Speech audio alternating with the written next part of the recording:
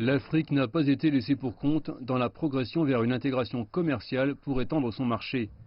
En mars de cette année, 52 des 55 États de l'Union africaine ont signé un accord commercial continental. Cependant, selon le gouvernement du Zimbabwe, la nation pense pouvoir appliquer le pacte commercial d'ici environ 15 ans, quand il sera complètement industrialisé. Le pays traverse actuellement une crise économique après des années de sanctions. Nous sommes conscients qu'il y aura des défis en termes d'ajustement. Nous l'avons placé en réserve en termes de période de temps pour l'application des modalités.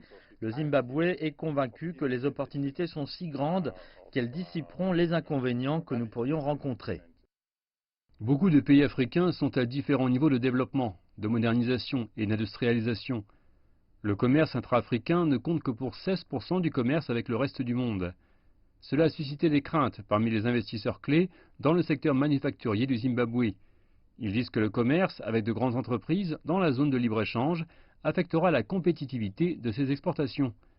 Mais la Commission de l'Union africaine déclare que les commerciaux africains devraient prendre la tête de l'exploitation des opportunités économiques et commerciales dans la zone de libre-échange continentale. Si nous regardons quels sont nos défis en tant que continent, aucun pays ne sera prêt. Nous ne devrions pas regarder nos défis, nous devons regarder les opportunités qui s'offrent à nous et où nous voulons aller. Tous les obstacles que nous voyons, tous les défis que nous voyons, nous les surmonterons.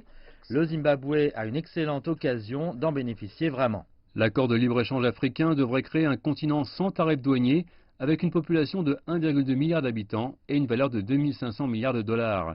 Sa phase de lancement opérationnel devrait avoir lieu le 7 juillet lors du sommet de l'Union africaine de cette année à Niamey, au Niger.